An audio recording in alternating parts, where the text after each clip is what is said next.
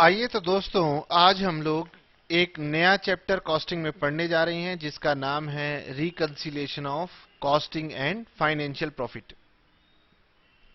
वैसे तो हमारी बुक का ये चैप्टर नंबर 12 है, लेकिन ये चैप्टर हमारी कॉस्ट शीट के साथ बहुत ज्यादा जुड़ा हुआ है, इसीलिए हमने इसे पहले ले लिया है। सेकेंड थिंग, आप एग्जामिनेशन में भी देखेंगे कि ये जो चैप्टर है ये अक्सर कॉस्ट शीट के साथ ही आ जाता है। तो हमारे पास दो दो तीन तीन रीजन थे इस चैप्टर को साथ में पढ़ने के। तो आपके कॉलेज में किस तरीके से पढ़ाया जा रहा है वो अलग बात है, लेकिन हमें यह लगता है कि रिकंसिलिएशन चैप्टर को कॉस्ट शीट के इमीडिएटली बाद पढ़ाने से फायदा होता है। तो आइए और मेरे साथ साथ हम लोग पढ़ने जा रहे हैं रिकंसिलिएशन चैप्टर। और सभी बच्चे पहले तो समझने की कोशिश करेंगे कि आखिरकार ये रिकंसिलिएशन चैप्टर है क्या। जब आपने कॉमर्स पढ़ना स्टार्ट किया था तो आपने सबसे पहले अकाउंटिंग को समझना शुरू किया। तब हमने आपको बताया कि अगर आप बिजनेस करते हैं तो आप जरूर जानना चाहेंगे कि आपको प्रॉफिट कितना होता है, और हमने आपको फाइनेंशियल अकाउंटिंग सिखाई। और फाइनेंशियल अकाउंटिंग में आपने सीखा कि बुक्स को कैसे मेंटेन किया जाता है। तो आपने सीखा कि हमारे पास एक फाइनेंशियल बुक्स होती हैं, और फिर फाइनेंशियल बुक्स में आपने सीखा कि अगर फाइनेंशियल बुक्स में प्रॉफिट निकालना हो तो हम फाइनल अकाउंट्स या फिर प्रॉफिट एंड लॉस अकाउंट को बनाते हैं, और फिर प्रॉफिट एंड लॉस अकाउंट हमें बताता है कि हमें कितना प्रॉफिट हुआ। सर ये तो हम बचपन में ही सीख गए थे जब हम स्कूल जाते थे, तो इसको बोलते हैं अकाउंटिंग प्रॉफिट। ये गलत नहीं था, ये सही था। ये तब भी सही था और ये आज भी सही है। इवन इनकम टैक्स में अगर थोड़ा बहुत पीजीबीपी में आपने देखा होगा तो वहां पर भी आपने देखा था कि इनकम टैक्स वाले भी हमारे अकाउंटिंग के पी एंड एल से स्टार्टिंग करते थे, क्योंकि वही वाला प्रॉफिट हमारा सही प्रॉफिट होता है। क्योंकि फाइनेंशियल बुक्स का मेन ऑब्जेक्टिव ही क्या था? आपका प्रॉफिट कंप्यूट करना। अब हम सर थोड़े से बड़े हो गए। जब हम थोड़े से बड़े हो गए तो हमने आपको कॉस्टिंग सिखानी शुरू कर दी। अगर आप कॉस्टिंग की बुक्स भी मेंटेन करते हैं सेपरेटली, तो आप कॉस्टिंग में भी कॉस्ट शीट बनाते हैं, और कॉस्ट शीट की मदद से आप एक प्रॉफिट कंप्यूट करते हैं। This is called costing profit. और आपको अब मैं ये बताने वाला हूं कि हमारा अकाउंटिंग का प्रॉफिट और हमारा कॉस्टिंग का प्रॉफिट सेम नहीं आएगा। These profits are not equal. ये दोनों के दोनों प्रॉफिट्स हमारे सेम नहीं आते। सर प्रॉफिट के लिए तो अकाउंटिंग की जो प्रॉफिट है वो ज्यादा रिलायबल है, और अगर कॉस्ट की बात करें तो कॉस्ट शीट के अंदर जो हमने कॉस्ट निकाली है वो ज्यादा रिलायबल है। लेकिन एज अ मैनेजमेंट कई बार मैनेजमेंट ये जानना चाहती है कि अकाउंटिंग के लोगों से कि भाई इन दोनों के रीजन एक्सप्लेन करो कि ये दोनों इक्वल क्यों नहीं है। तो उसके लिए हम लोग रिकंसिलिएशन स्टेटमेंट बना देते हैं। अब रिकंसिलिएशन स्टेटमेंट के बारे में थोड़ी थोड़ी आपके माइंड के अंदर इमेज भी आनी चाहिए, क्योंकि आपने क्लास 11th में एक रिकंसिलिएशन पढ़ी थी जिसे हम बोलते थे reconciliation of bank statement, BRS. लेकिन वो बीआरएस फिर भी थोड़ी डिफिकल्ट होती थी। ये रिकंसिलिएशन तो बहुत आसान है। हम बड़े होते जा रहे हैं और हम आसान चीजें सीख रहे हैं, बताओ। और बचपन में ही सबको पता है कि बच्चा ज्यादा दिल लगा के छोटे एज में पढ़ता है, तो डिफिकल्ट बातें हमने आपको पहले ही पढ़ा दी थी। आज हम आपको इन दोनों को रिकंसाइल करना सिखाएंगे। और अभी रिकंसाइल करना सिखाने से पहले हम लोग सीधा एक क्वेश्चन की तरफ चलेंगे।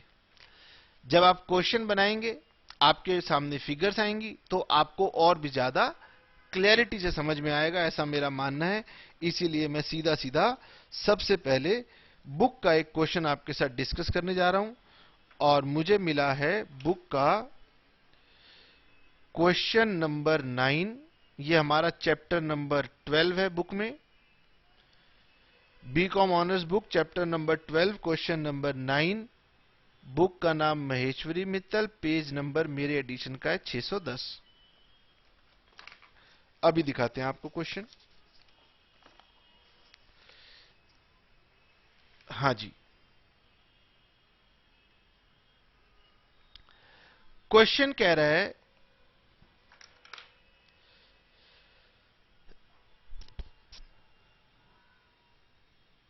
audited financial accounts of a company showed a profit of 59,660। Audited का मतलब है कि चार्टर्ड अकाउंटेंट ने भी किताबें चेक कर ली और फिर उसने कहा कि एक कंपनी का जो प्रॉफिट है वो 59,660 रुपीज है। हम कह रहे हैं कि ये प्रॉफिट ठीक है, सब तरफ यही प्रॉफिट माना जाएगा, लेकिन whereas profits as per cost accounts were 26,725। लेकिन कॉस्टिंग ने कहा कि हम सिर्फ कॉस्ट नहीं निकालेंगे, हम प्रॉफिट भी निकालेंगे। हम सभी जानते हैं कि कॉस्टिंग का प्रॉफिट तो एस्टिमेटेड प्रॉफिट है और अकाउंटिंग का प्रॉफिट एक्चुअल प्रॉफिट है, इसीलिए वो ज्यादा बेटर है।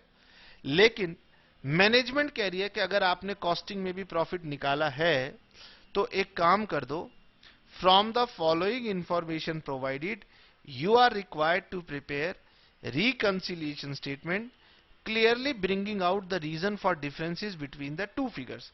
आप एक रिकंसिलिएशन स्टेटमेंट बना के हमें यह बता दीजिए कि आखिरकार इन दोनों में डिफरेंस क्यों है। ठीक है सर। तो हमें एक प्रॉफिट एंड लॉस अकाउंट दिया हुआ है, इसमें opening stock, purchases, direct wages, factory overheads, sales, closing stock और ग्रॉस प्रॉफिट हमें दिया हुआ है।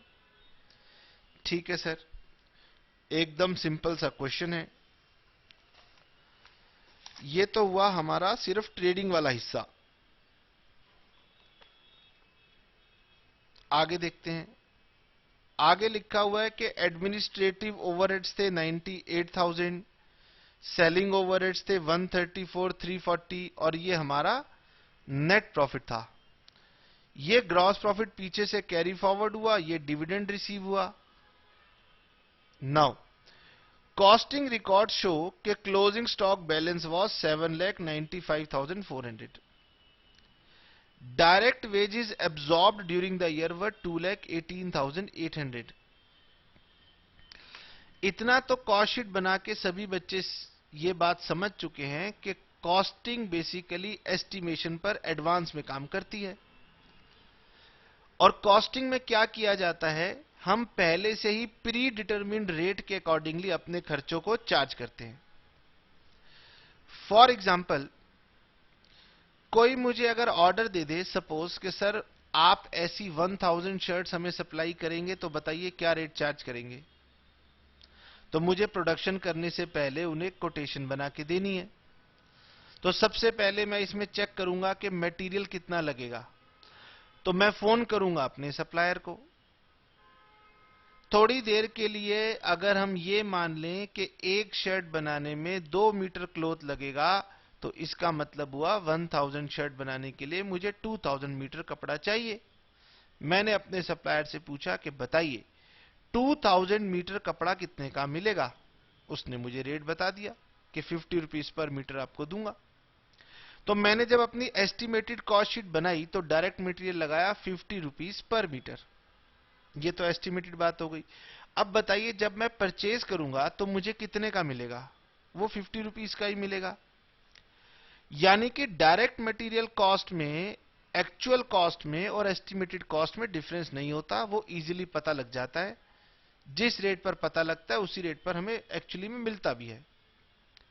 लेबर में भी मोस्टली आपको ऐसा ही मिलेगा कि लेबर में भी आपको डिफरेंसेस नहीं मिलेंगे, लेकिन इस क्वेश्चन ने कहा है कि लेबर में डिफरेंस है। तो जहां मिल जाए वहां ठीक, जहां ना मिले वहां यह मान लेना कि मेरी प्राइम कॉस्ट या डायरेक्ट कॉस्ट कॉस्टिंग और फाइनेंशियल रिकॉर्ड्स की सेम होती है।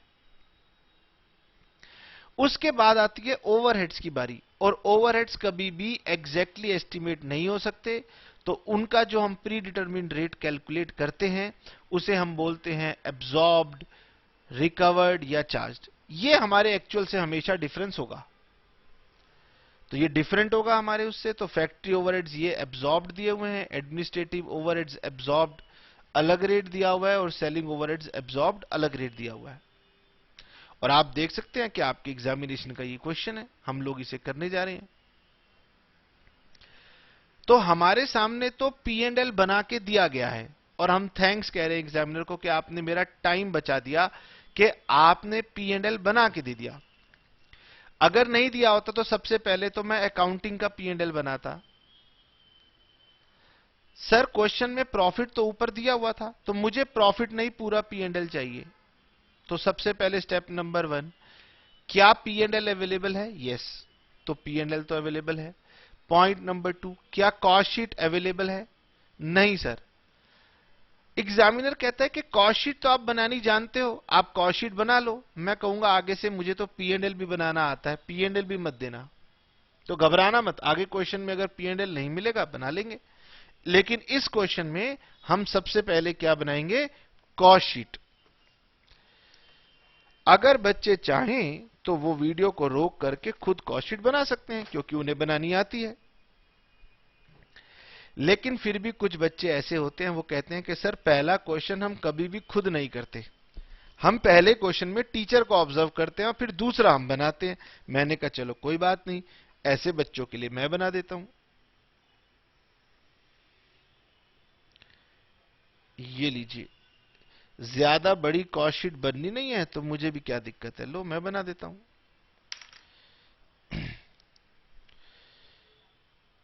Cost sheet.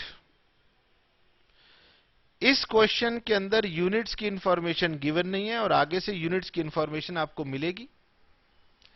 तो सर सबसे पहले हम लेते हैं opening stock of raw material. लो, ये मेरा पेन भी खत्म हो गया, ये भी काम करना नहीं चाहता, ये कह रहा है कि सर आप हमसे बहुत काम करवाते हो। चलो जी कोई बात नहीं, हमारे पास और भी पेन है। सबसे पहले ओपनिंग स्टॉक।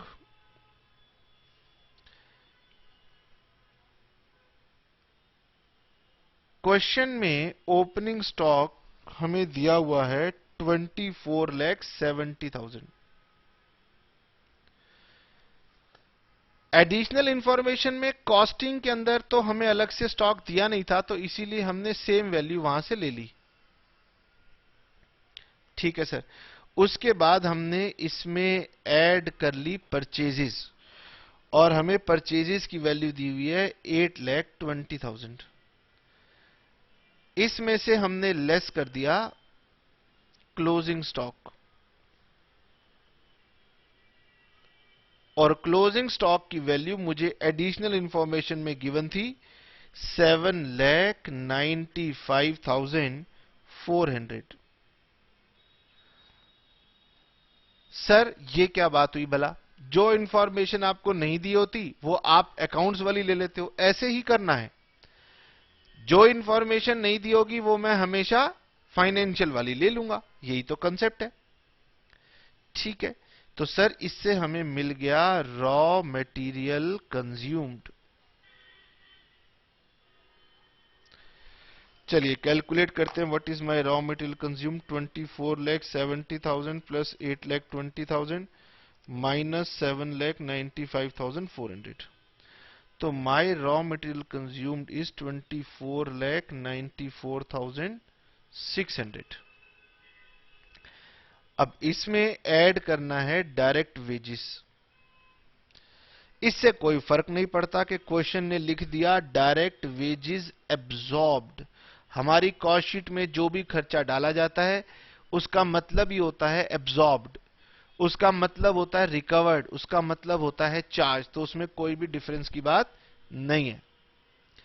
सर अगर आगे से एडिशनल इंफॉर्मेशन में डायरेक्ट वेजेस ना मिले तो अकाउंटिंग वाली ले लेना, काम खत्म। तो फिलहाल अकाउंटिंग वाली ले लो। नहीं सर यहां तो हमें गिवन है, सॉरी, 2,18,800। इन दोनों को जोड़ने पर मुझे मिलेगी प्राइम कॉस्ट। प्राइम कॉस्ट में ऐड कर दूंगा फैक्ट्री ओवरहेड्स, और फैक्ट्री ओवरहेड्स के बारे में क्वेश्चन में लिखा है कि फैक्ट्री ओवरहेड्स एब्जॉर्ब्ड आर 4,65,000। अच्छा सर ऊपर आपने टोटल नहीं निकाला, लो निकाल लो। मेरे पास प्राइम कॉस्ट आ गई 27,13,400 और इसे ऐड करने के बाद मेरी आ गई वर्क्स कॉस्ट। अब ये तो सभी बच्चों को पता है कि WIP का ना ओपनिंग बैलेंस है ना क्लोजिंग है, इसलिए डायरेक्टली वर्क्स कॉस्ट लिख दिया। तो सर ये वाली वैल्यू आ गई 31,78,400। अब इसमें हमने ऐड कर दिया ऑफिस एंड एडमिनिस्ट्रेशन ओवरहेड्स, और क्वेश्चन कह रहा है कि ये आपको लेने हैं at the rate of 2.5% on sales, which is 34,65,000। तो ये हो गया सर 86,625। जल्दी से इसका नाम बताइए। Cost of production. अब ये कितनी यूनिट्स का है ये मुझे क्वेश्चन ने नहीं बताया, बता देता तो हमें पता था कि इसे कैसे करना था। ठीक है, तो प्लस 31,78,400, 32,65,025। यही कॉस्ट ऑफ प्रोडक्शन है और यही मेरी कॉस्ट ऑफ गुड्स सोल्ड भी है। तो इसमें हमने जोड़ दिया सेलिंग एंड डिस्ट्रीब्यूशन ओवरहेड्स,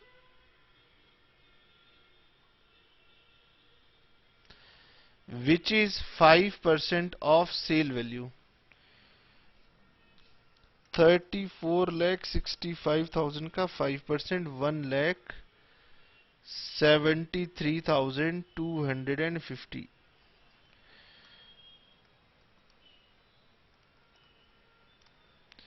तो ये हमारी cost of sales 34,38,275। Sales question में गिवन है 34,65,000। तो हमारा प्रॉफिट बैलेंसिंग फिगर 26,725। लीजिए, क्वेश्चन के अंदर हमें नेट प्रॉफिट कॉस्टिंग का गिवन था, लेकिन पूरी डिटेल गिवन नहीं थी। तो मैंने पहले इसकी पूरी की पूरी डिटेल फाइंड कर ली कि आखिरकार ये प्रॉफिट आया कैसे था। ठीक है सर, अब ये आपने निकाल लिया है, तो अब हम लोग चलेंगे और अब हम सीखेंगे कि आखिरकार रिकंसिलिएशन स्टेटमेंट को कैसे बनाया जाता है।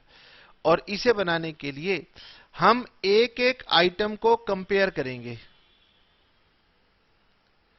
ठीक है, एक एक आइटम लेंगे फाइनेंशियल की और उसे कंपेयर करेंगे कि वो आइटम हमारी कॉस्ट शीट में कितनी थी। अगर उन दोनों में डिफरेंस था तो फिर हम उसे एडजस्ट कर लेंगे। ठीक है सर, तो आइए और मेरे साथ साथ सभी बच्चे प्रिपेयर करेंगे रिकंसिलिएशन स्टेटमेंट।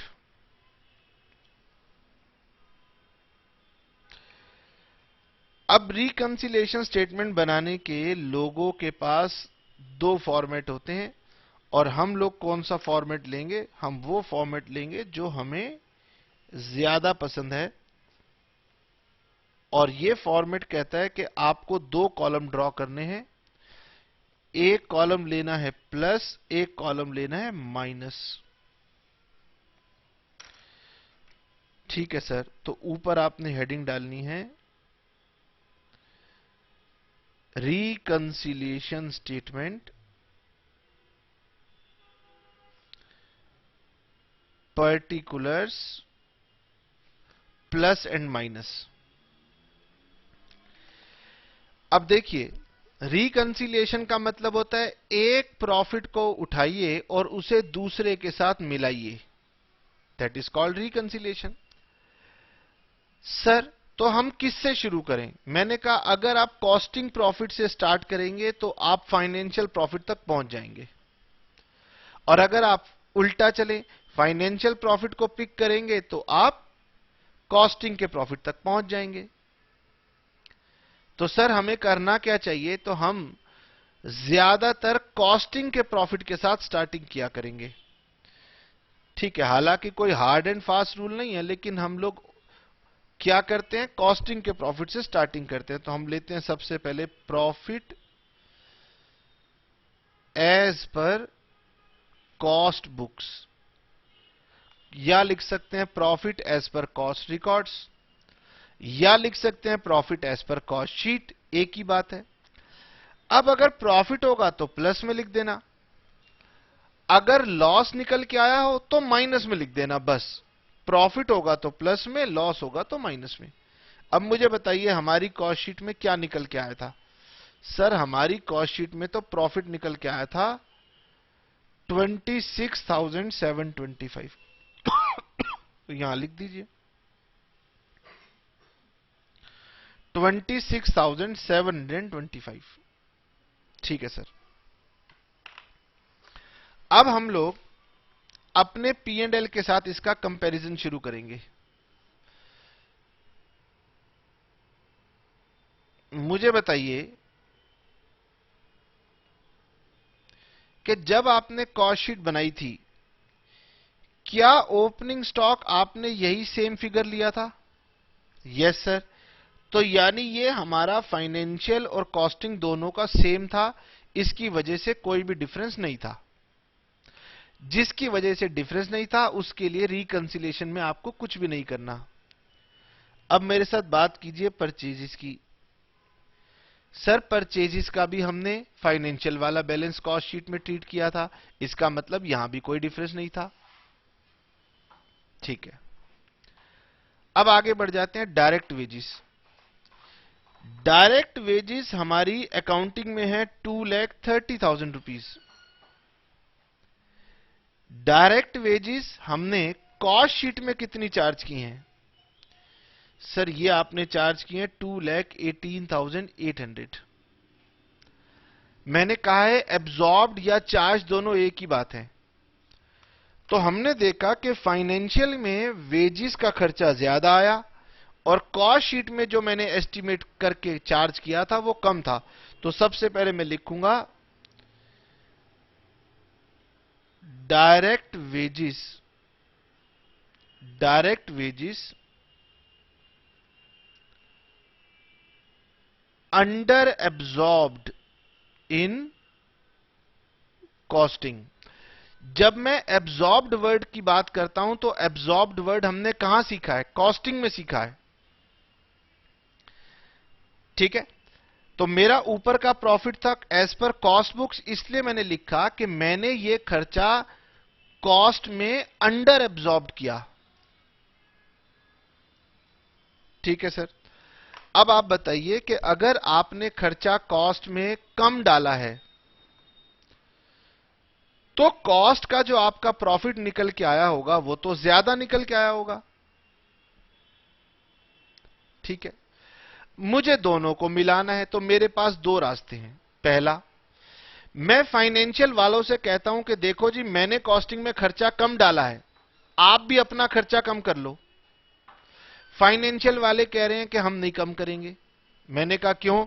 क्योंकि वो कह रहा है कि आप अपने प्रॉफिट से चल रहे हो तो आप हमारी किसी भी फिगर को चेंज नहीं कर सकते। मैंने कहा चलिए, पहली बात मैंने अपने दिमाग में डाल ली कि अगर मैं कॉस्टिंग प्रॉफिट की बात कर रहा हूं तो मैं फाइनेंशियल के किसी भी खर्चे या इनकम को छेड़ूंगा नहीं। तो सर क्या करें? तो दूसरा रास्ता अडॉप्ट करते हैं। ठीक है, दूसरा रास्ता यह है कि मेरी बुक्स में खर्चा कम है। बताओ कितना कम है? चेक करो। फाइनेंशियल में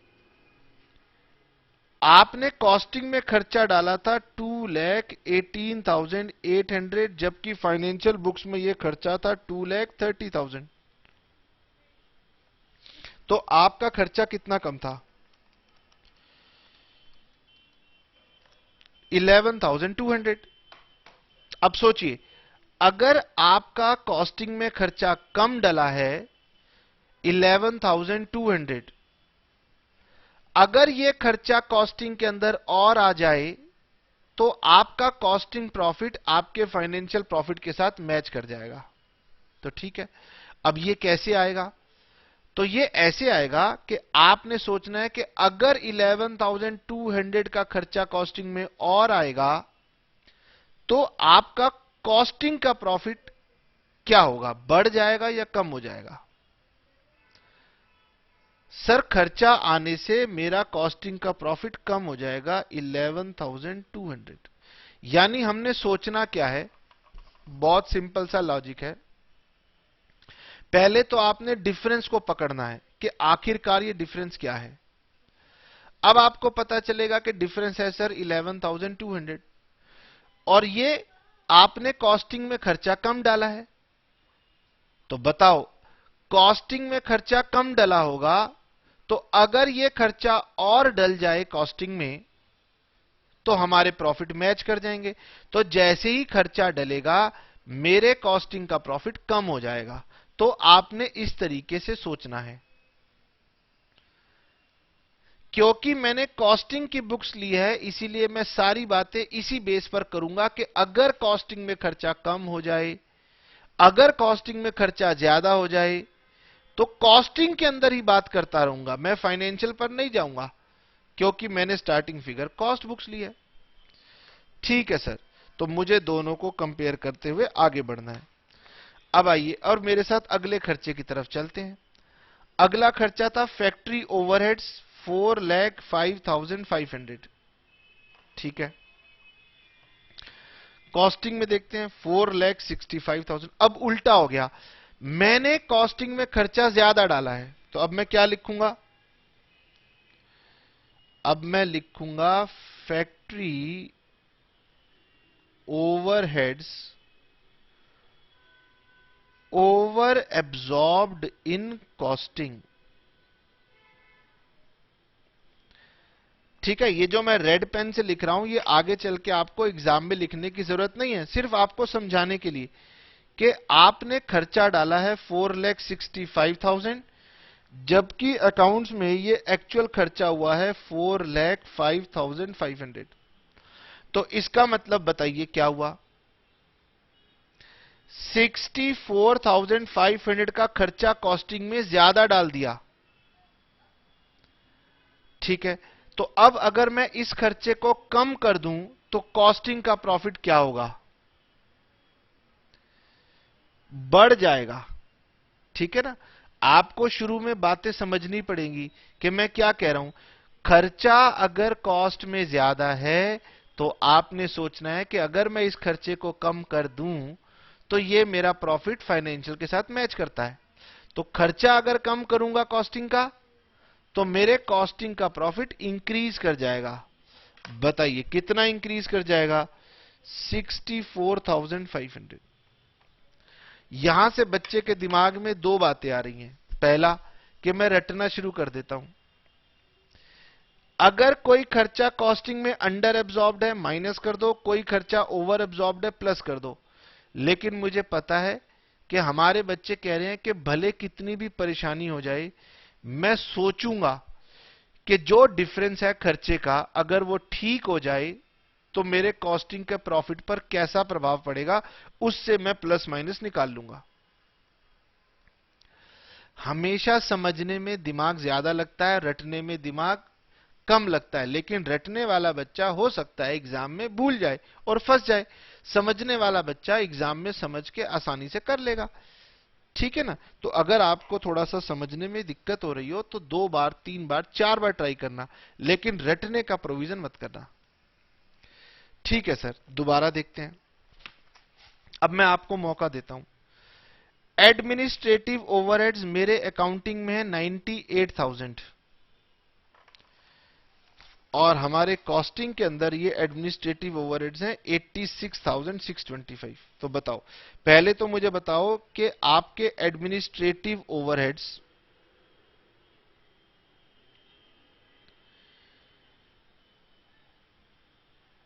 क्या लिखूं? अंडर रिकवर्ड लिखूं या ओवर रिकवर्ड लिखूं? सर अगर कॉस्टिंग में कम है ना ये खर्चे, तो इसको बोलेंगे अंडर रिकवर्ड या under absorbed in cost accounting. कितना अंडर एब्जॉर्ब्ड है? आपके अकॉर्डिंगली खर्चा एस्टिमेट किया गया था 86,625, जबकि हमारा एक्चुअल खर्चा आया 98,000।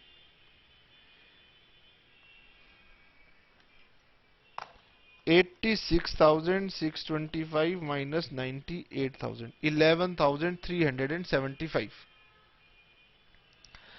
ये खर्चा कॉस्टिंग में कम है। अब अगर खर्चा कम है तो खर्चा कॉस्टिंग में बढ़ा लो, और खर्चा अगर कॉस्टिंग में बढ़ाओगे तो कॉस्टिंग का प्रॉफिट क्या होगा? कम हो जाएगा। तो 11,375 रुपीज आप अपने प्रॉफिट में से और माइनस कर लो। लीजिए, अब सेलिंग ओवरहेड्स की बात करते हैं। सेलिंग ओवरहेड्स हमारे पास ना ज्यादा हैं, तो अब हम लिखेंगे selling overheads over absorbed in costing 1,73,250। ये आपने कॉस्टिंग में खर्च डाला। फाइनेंशियल में खर्च था 1,34,340। तो 173,250 माइनस 134,340। पहले तो बताओ कितना खर्चा अधिक डाला कॉस्टिंग में? 38,910। खर्चा अधिक डाला है, तो अब इस खर्चे को कम करने से मैच होगा, और कम करूंगा खर्चे को तो मेरे प्रॉफिट को ये प्लस कर देगा। 38,910।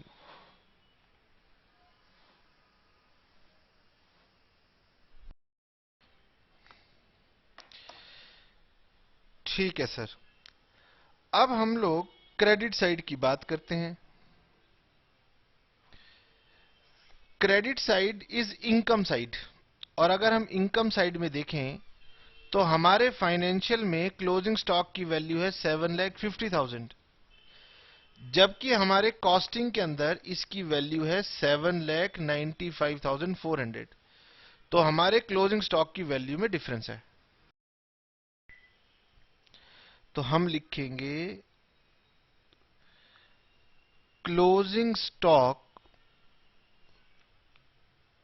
Over valued in costing.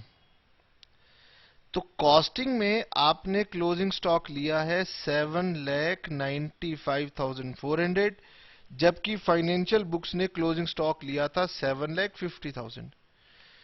और क्लोजिंग स्टॉक क्योंकि क्रेडिट साइड पे आता है, तो क्रेडिट साइड को हम हमेशा इनकम के जैसे ट्रीट करते हैं, और डेबिट साइड के आइटम को हम एक्सपेंसेस के जैसे ट्रीट करते हैं। तो इसका मतलब इनकम जो है आपने कॉस्टिंग में ज्यादा शो कर रखी है। कितनी ज्यादा शो कर रखी है? 45,400। तो इनकम कॉस्टिंग में ज्यादा है, इसे कम करने से ठीक हो जाएगी। तो इनकम कम करूंगा तो प्रॉफिट कम हो जाएगा। 45,400 का प्रॉफिट कम कर लीजिए।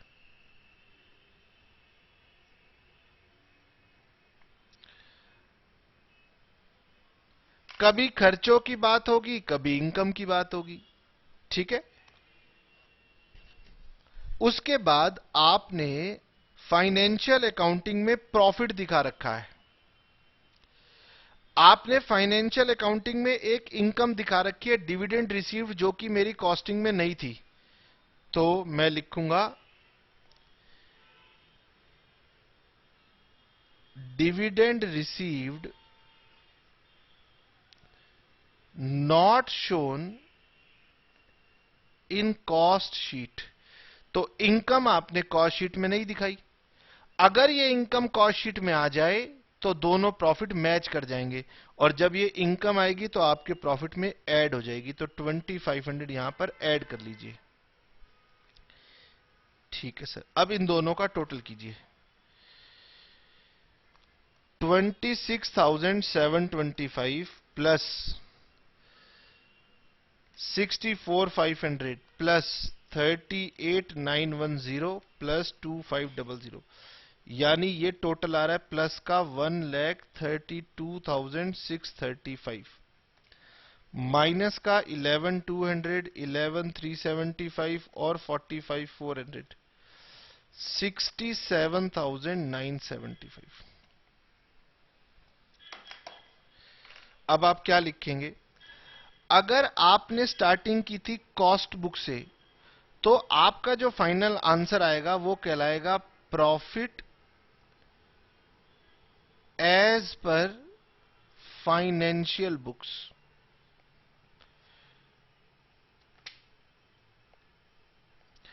अगर हम कॉस्ट प्रॉफिट से चले हैं तो आंसर कहलाएगा फाइनेंशियल प्रॉफिट। अगर हम फाइनेंशियल प्रॉफिट से चलेंगे कभी तो हमारा आंसर आएगा कॉस्ट प्रॉफिट।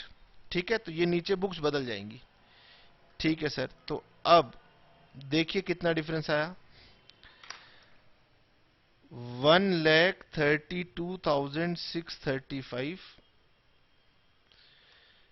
अगर इसे मैच कराना हो तो इसमें से माइनस कर दीजिए 132,635 माइनस 67,975, तो 64,660।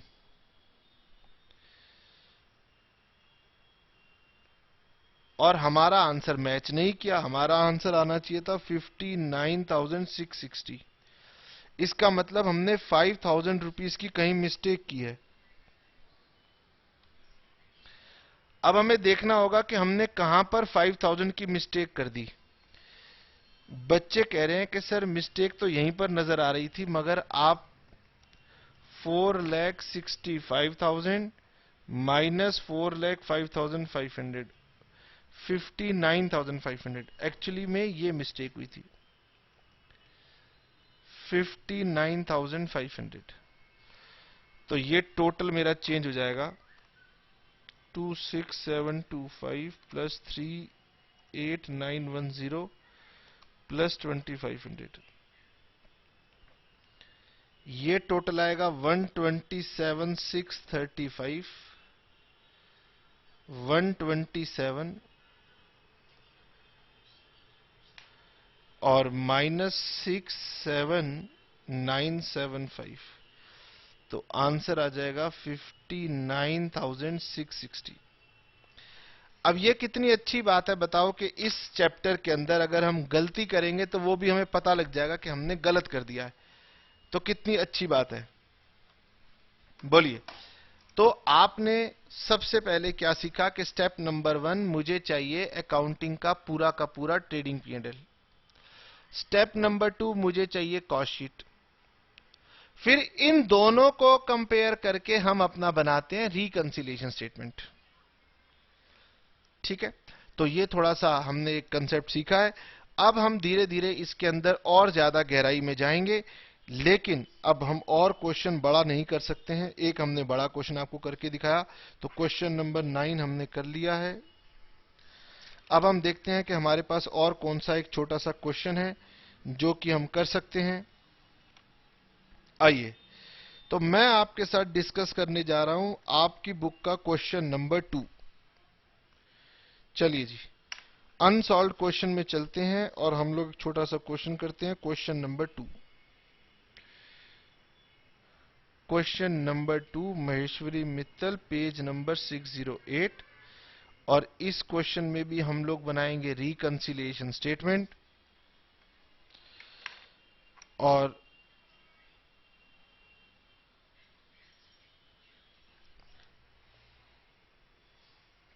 Plus minus.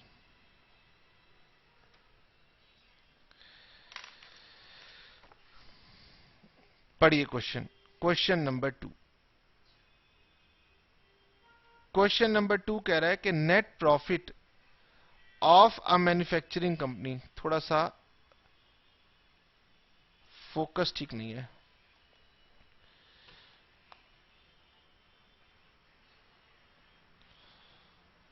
Net profit of a manufacturing company appeared at 64,377 as per financial records. The cost books, however, showed a profit of 86,200 for the same period. And scrutiny of the figures from both set of books revealed the following facts. अब ये आपके सामने question है, मैं चाहूंगा कि आप question को पॉज करके खुद ट्राई कीजिए, और फिर अगर आपसे नहीं बनता है तो फिर आप मेरे साथ चेक कर लीजिए। हालांकि कहना बहुत जल्दी है कि इतनी जल्दी बच्चों से भी बन जाएगा, लेकिन फिर भी ट्राई करने में कोई बुराई तो नहीं है। जल्दी से ट्राई करना शुरू कीजिए।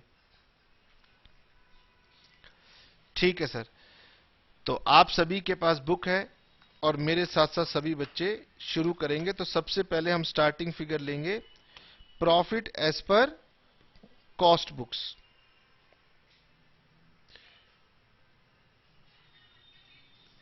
सर हम profit as per financial books भी ले सकते हैं, लेकिन आपको यही प्रैक्टिस अडॉप्ट करनी है कि profit as per cost books लेना है।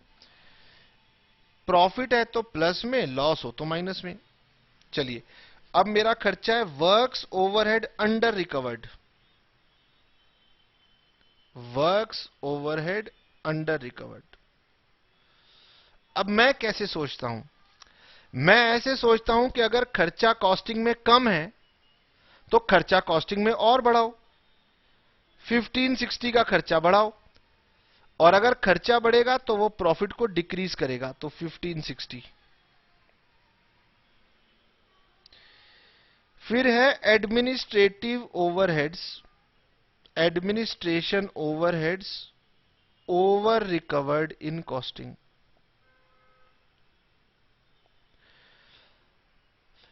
इसका मतलब है कि खर्चा कॉस्टिंग में ज्यादा डल गया है, तो आप इसे खर्चे को कम करो, और खर्चे को कम करने से कॉस्टिंग का प्रॉफिट इंक्रीज कर जाएगा, तो आप इसे प्लस में लिख दो 850। मे बी कि मैं थोड़ा सा जल्दी बोल गया हूं और अभी आपने स्टार्ट किया, इसलिए टेक योर टाइम, वीडियो को रोकिए, आप अपने अकॉर्डिंग सोचिए और फिर कंपेयर कीजिए कि मैंने कैसे सोचने के लिए कहा है। 2-4 क्वेश्चन करने के बाद आप धीरे धीरे बिल्कुल इजीली इन सब बातों को कर पाएंगे। अगला है depreciation charge in financial accounts 5600 and depreciation recovered in cost account 6250। तो मैं ये कह सकता हूं कि depreciation over recovered in costing. अब एग्जामिनर की होशियारी देखिए, कई बार तो वो लिख रहा है कि खर्चा कम खर्चा ज्यादा, और कई बार कह रहा है दोनों का खर्चा बता रहा हूं, खुद कंपेयर करके बता दो क्या कम और क्या ज्यादा। तो हमने कहा कौन सी प्रॉब्लम की बात थी। लीजिए, 6250 डेप्रिसिएशन है कॉस्ट में और 5600 डेप्रिसिएशन है आपका अकाउंट्स में, तो आपने डेप्रिसिएशन ओवर रिकवर्ड किया है कॉस्टिंग में 650 का, तो इसे कम कर दीजिए और कम करने से आपका प्रॉफिट बढ़ जाएगा, तो 650 रुपीज आपने प्लस कर देने हैं। डेप्रिसिएशन एक खर्चा है जो कि कॉस्टिंग में अधिक डल गया था, तो उसे कम करेंगे तो मेरे प्रॉफिट को इंक्रीज कर देगा, कठिन बात नहीं है। Interest on investment not included in cost, तो इंटरेस्ट ऑन इन्वेस्टमेंट इनकम है। Interest on investment not included in costing. सोचकर बताइए सर, ये इनकम कॉस्टिंग में नहीं है, अगर ये इनकम कॉस्टिंग में डाल दूंगा तो मेरे प्रॉफिट को ये इंक्रीज कर देगी 4000।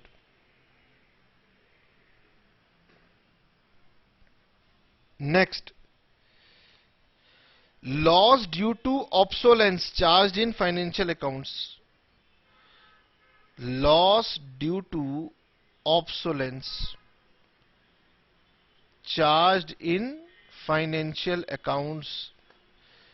तो एक नुकसान फाइनेंशियल अकाउंट्स में है, अगर ये नुकसान कॉस्ट में भी हो जाए तो दोनों बराबर हो जाएंगे।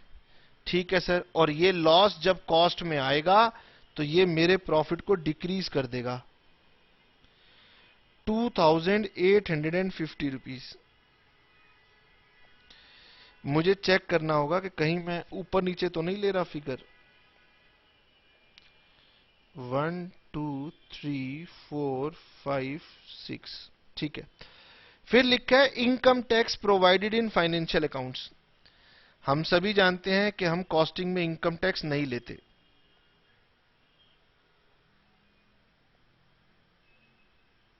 तो इनकम टैक्स एक डेबिट साइड या खर्चे की आइटम है। ये खर्चा फाइनेंशियल में है, कॉस्टिंग में नहीं है।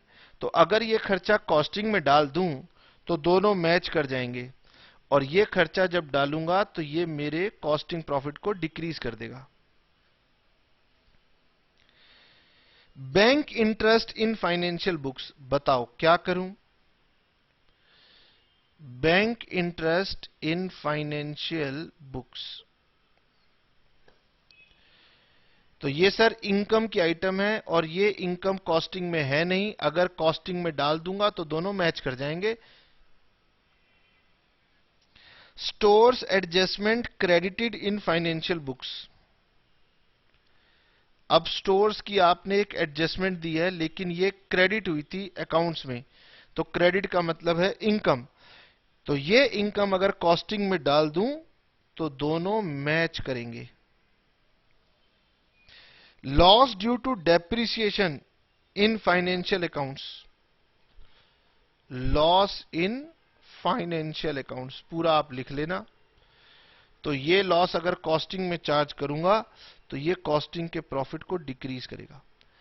अब हमारे हिसाब से सब कुछ सही है, और अगर सब कुछ सही है तो फिर हमारा आंसर मैच करना चाहिए। चेक करते हैं।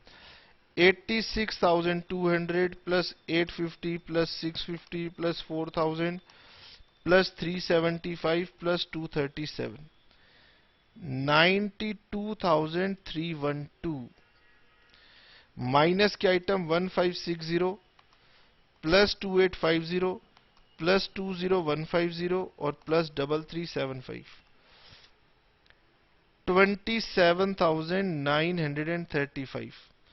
तो इतने प्रॉफिट में से ये चार्जेस माइनस कर दूं तो मेरे पास आ जाएगा profit as per financial books.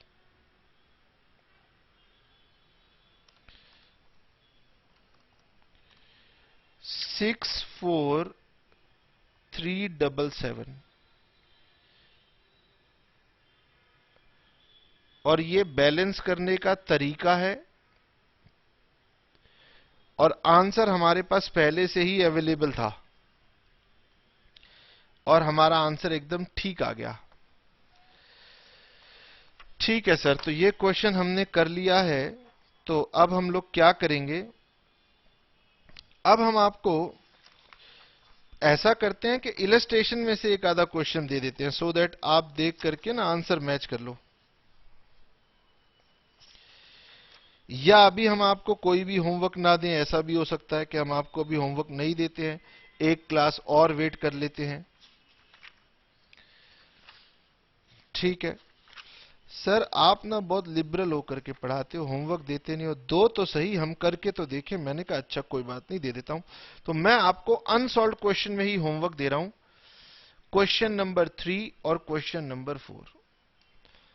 ठीक है, इन दोनों क्वेश्चंस को आप करके देखिएगा। अनसॉल्व है तो क्या हुआ, ठीक है ना, अनसॉल्व में ही तो प्रैक्टिस ज्यादा अच्छी होती है। तो हमने आपको दो क्वेश्चन होमवर्क में दे दिए, क्वेश्चन नंबर 3 और क्वेश्चन नंबर 4।